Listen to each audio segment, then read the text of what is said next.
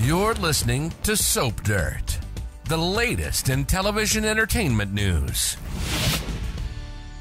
Hey there, General Hospital fans. It is Belinda from Soap Dirt. It is New Year's Day. If you're listening to this, the day that this video has come out, happy 2024. And in celebration of 2024, we're taking a quick look back at 2023. I've got the 5 best and the 5 worst General Hospital storylines as I have rated them. I know you're not going to agree. You may strongly disagree, in fact, but what I want is for you guys to drop your comments. Let me know what your favorites were, whether you agree with me or not. I love reading your comments. I love the whole soap conversation we have here. Please click subscribe if you haven't already so you don't miss any of our updates. We are going to start with the 5 best. I'm going to count down 5, 4, 3, 2, 1 will be the top. So my 5th favorite storyline of 2023 was Ava Jerome cracking Nicholas Cassadine's skull, thinking she killed him. Then he was in the coma. Then he resurrected. I enjoyed this for several reasons. Nicholas has been a big old tool for a while. He has been getting darker and darker. The things that he was saying to Ava about targeting Avery, man, he deserved to be chucked in the head. But I was super sad that he died because Austin told her he died. And then his horrible cousin Mason was telling her that they had the corpse and they were blackmailing her. I enjoyed the blackmail stuff. Even awful Nanny Betty, I kind of enjoyed. I was glad she was in and out, but she was a real piece of work that was kind of fun. And of course, I was thrilled that Nicholas was not dead and that they had saved his life. I still want him back on GH, but I really thoroughly enjoyed that plot.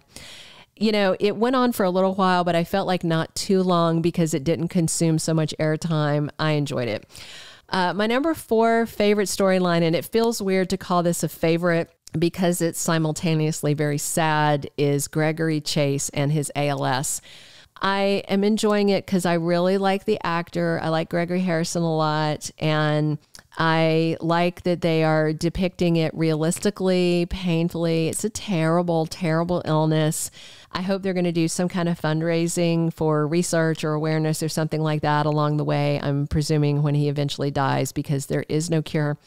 I'm also curious, like, how far along they're going to take it because it is such a degenerative illness that you just start falling apart. And like he's talked about, that he's going to wind up in a wheelchair and then he won't really be able to move any part of his body. It's a terrible, terrible disease. And it is sad, but I have ranked it on the best because I think they are doing it so very well. And I totally applaud them. GH is really good about their medical storylines, and this one's good. My number 3rd favorite storyline, actually, Tracy Quartermaine targeting Deception. Just her involvement when they brought in the crossover character, when they brought back Cassie DePaiva. I really enjoyed that. I also really like the blast from the past of Tracy going toe to toe with Lucy Coe. They are always a lot of fun when they are targeting each other. And of course, it's continuing right now. What I also like about this storyline is that BLQ is secretly flipping the script to get control of Deception from her granny so that she can hand it over to Maxie. I just am enjoying this whole thing. And now they've got Scotty Baldwin involved with it, which I adore. Ken Schreiner. I'm so glad he's back around. I have enjoyed this storyline throughout 2023, and I know we're going to have more of it in 2024. My 2nd favorite storyline largely is Spencer and Trina's romance, but in particular, that romantic trip they took to New York City where they first made love. I just really like them as a couple. I see occasionally some comments here from people saying, oh, they have terrible chemistry. I don't know what soap y'all are watching. They have dynamite chemistry. She's like this, she's so tiny and adorable. She's like Tinkerbell, and he's this big muscled up hunk, and just everything. They are adorable together. The differences between them, how hardworking she is, what a trust fund brat he is, and just how deeply they love each other in this slow burn and how they fought to be together.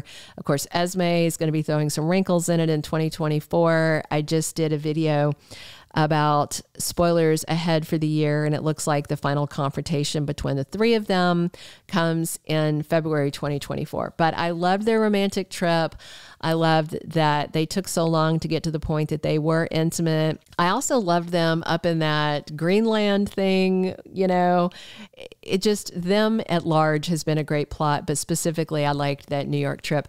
And my favorite storyline of 2023 is everything to do with Victor Cassadine. I really like Charles Shaughnessy. I thought he did just a dynamic job as recast Victor. His targeting the world thing was great. Him tormenting Valentine, him shooting Anna.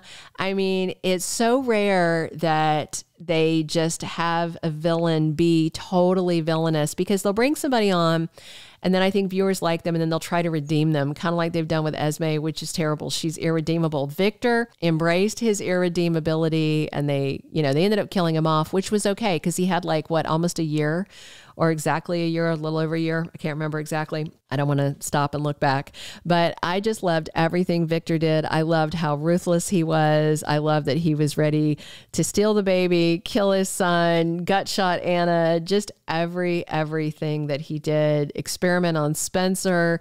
He was just a true Cassadine, a true villain, and that's why he was my favorite storyline of 2023. Now let's talk about the worst. So Ava cracking Nikolas's skull was my number 5 best, but Nikolas's resurrection was actually my number 5 worst plot. And the reason it's on there is because he's gone. There are so many storyline reasons that Nikolas needs to be on General Hospital right now. He needs to be around for his son, both of them, but definitely for the little one he's never met. And he needs to be around for Spencer, who's still kind of being a brat. He needs to explain himself. He needs to redeem himself. There's a lot of reasons we need Nikolas back, and he's gone.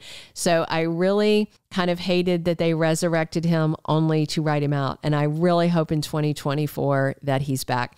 My number 4 worst plot, Scarlett Cassadine and her whole crazy thing. I mean, they're still not done with this yet, I don't think. James Patrick Stewart is taking 6 months off, and I don't know if he's going to be taking Scarlett with him. I mean, reasonably he should, since part of her bad behavior is her daddy issues. But in terms of the Victor stuff, I don't know. I didn't like that it leaked down to Scarlett, but it doesn't seem like she's fully brainwashed. Like, she got this letter from her grandpa and then she's making these horrible choices. I would much rather if she were completely brainwashed, like how they had brainwashed Drew and were activating her to do certain things, but by having her be so nasty and her being cognizant of what she's doing, I think is a terrible storyline.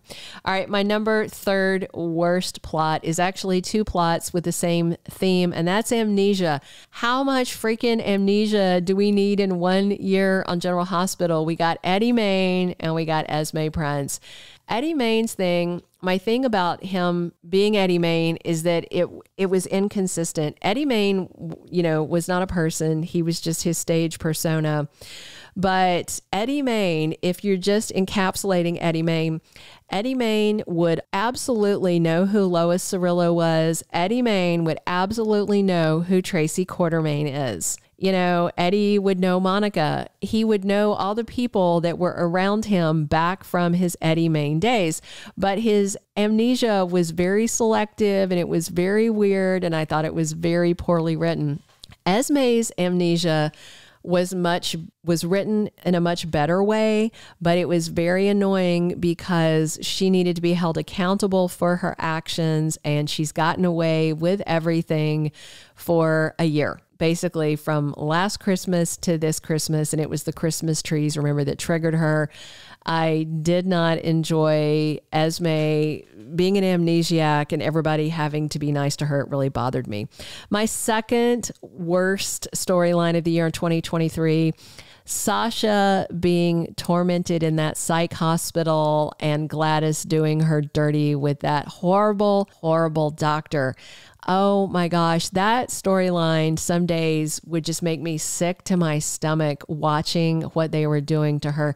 So in that aspect, in that regard, it was well written, but I hated it. And they did all this to make it easy to film ahead for Sofia Mattson's maternity leave.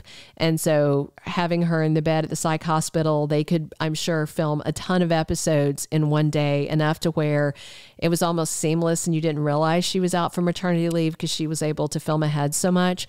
But it was absolutely sickening what Gladys and that doctor was doing, how they were draining her finances, how they got her hooked back on drugs. I hated every minute of that storyline. The only part I liked was when Cody came in and rescued her. All right. And of course, the worst storyline of 2023 is the one that has lingered months and months and months longer than anyone wanted it. If you haven't guessed, it's the SEC storyline. I mean, yes, Carly and Drew wasn't intentionally engaging in insider trading. He was giving away proprietary information that he shouldn't have. Basically, if something is not public knowledge and you're in a position to know the financial, future of a company that's going public or having a merger, you can't tell anybody, even your girlfriend. And then Carly behaved badly by basically trying to tinker around with the stock prices. And if you think that's a victimless crime, it's not, because when somebody wins in the stock market, that means somebody loses in the stock market. And, it could have been like a retiree's pension fund that lost out because her gaming the system with her insider knowledge. Insider trading is not a victimless crime. That's why it's a crime. But nonetheless, Nina never should have dimed them out. She was being a petty B-word, and it's awful. And then everybody finding out about it and then still not telling Sonny has been painful. Michael and him doing his blackmail thing. Ned doing his blackmail thing. Now we've got Cyrus. New Year's Eve, it looks like Lois is going to find out. Ned's had it. I just want it over. I literally don't care who tells Sonny and Carly. Somebody's got to do it. And we do know that it is happening this week, New Year's week. So it will be over. But in the meantime, it was my least favorite storyline of 2023. All right, be sure and drop your comments, because I know that you'll probably have some differences of opinion with me, and that's all right. I love reading your comments, and I can't wait to read these. Click subscribe if you haven't already so you don't miss any of our spoilers, updates, and news. I hope you're having a fabulous 2024. Come back soon. This is Belinda from Soap Dirt, and I'm here talking General Hospital 7 days a week, so tune in again soon. Thank you for being a loyal listener. Follow us wherever you get your podcast, because you don't want to miss the next episode. Soap Dirt is on all the major podcast platforms, including Apple Podcast, Spotify, iHeartRadio, and more.